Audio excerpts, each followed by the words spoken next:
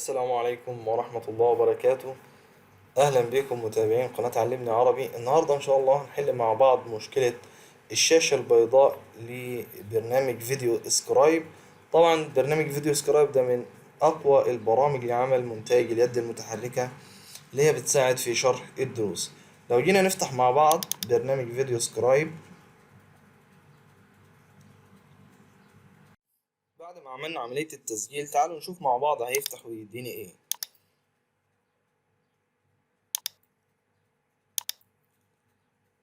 زي ما انتم شايفين معايا هنا اداني شاشة بيضة ما فيهاش اي بيانات. طيب ازاي نحل المشكلة دي؟ هنقفل البرنامج اول حاجة، وهنيجي نفتح مع بعض ملف السي.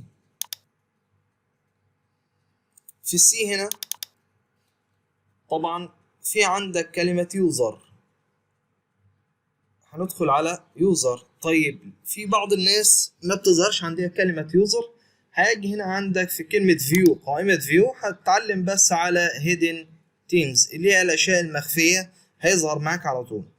طيب هندخل على اليوزر وهندخل على اسم الجهاز، وبعد كده هنختار اب داتا. في اب داتا هنختار رومينج، وهنبتدي ندور على برنامج فيديو سكرايب. لو جينا بصينا مع بعض هنلاقي ادي برنامج فيديو سكرايب. هنختار لوكال ستور، وعندك كلمة لايبراري. اما نفتح كلمة لايبراري هيجد في ملف اسمه كاشيز. هنفتح الملف ده ونعلم على الملفين دول ونعمل لهم ديليت.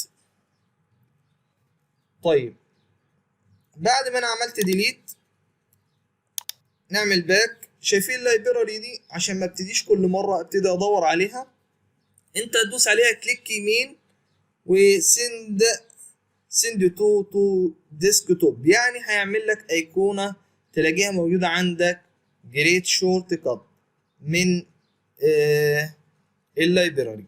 تمام، عشان ما تبتديش كل مره تدور عليها. تعالوا نفتح مع بعض بعد ما احنا حذفنا هذه الملفات، نفتح برنامج فيديو سكرايب مع بعض.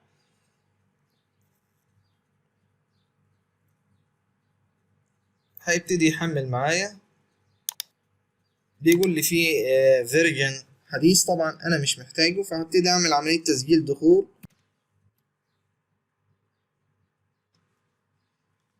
وهقول له لوجن ان. هجد ان هو فتح لي على طول ادي الشاشه الخاصه بالبرنامج، ودي فيديو تعريفي لو انت عايز تعرف ازاي البرنامج بيشتغل. طبعا احنا مش محتاجين الكلام ده، هقول له تمام.